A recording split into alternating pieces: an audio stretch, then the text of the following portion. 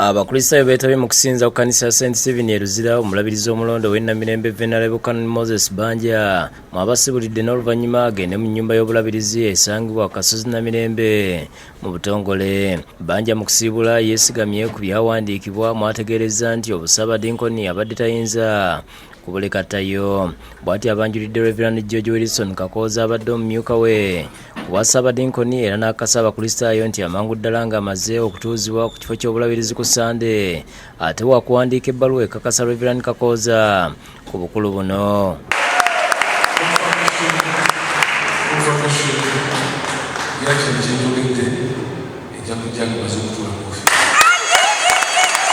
Omulabirizi omulonde Banja akuutidde abakristaayo omulabirizi w'e Namirembe okussa omulaka ku nsonga y'okukuuma ettaka ly'ekkanisa okulaba nga likozesebwa bulungi. Balina okukuuma bulungi ettaka n'okulikozesa obulungi abakristaayo kubanga ettaka eky'obugagga Katonda kyalaga mu mikono gyaffe ffenna tubaako ne bye tukolerawo ettaka lyaffe limu okutwalibwa n'erikolebwa bulungi. Asibye abakristaayo okuwagira omulimu gwa Bible Society.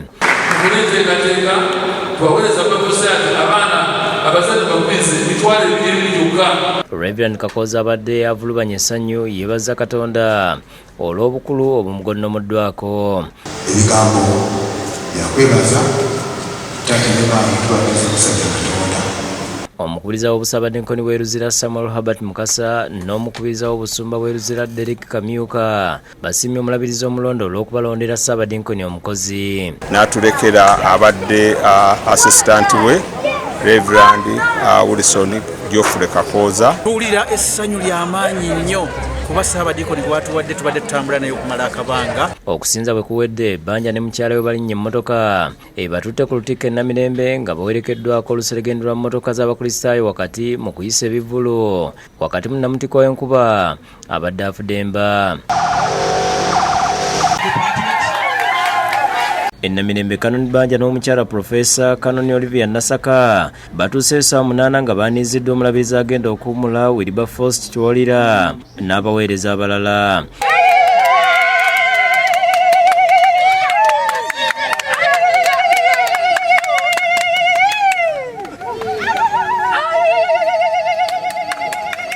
Okusaba kulembeddwa mu ddiini wa Lutikko the very Reverend Canon Jonathan Kisawuzi Saalo ng'asabye abakristaayo okwaniriza mu ssanyu omulabirizi omulonde n'okumuwa obuwagizi bwonna bwe yeetaaga okutuukiriza obuvunaanyizibwa. N'olwekyo Katonda atutumidde muntu, atutumidde abantu bano Reverend Canon ne munne Reverend Canon Banja ng'abantu baleeta obubaka. Kiri gye tuli okubaaniriza n'okubasembeza. Omukubiriza w'obulabirizi buno ow'ekitiibwa David Kiwalabye Male asiimye Katonda olw'okubalondera omulabirizi. Kale ekiseera ekiriwo kyakubeera amabega omulabirizi waffe Katonda gw'atuwadde tutambuze obulabirizi. Omuwandiisi w'obulabirizi Reverend Canon Henry Segawa ategeeza nti bakoze buli ekisoboka okuteekateeka ekifo n'enju y'omulabirizi. Mwebale kujja kwaniriza mulabirizi mu maka gammwe. White House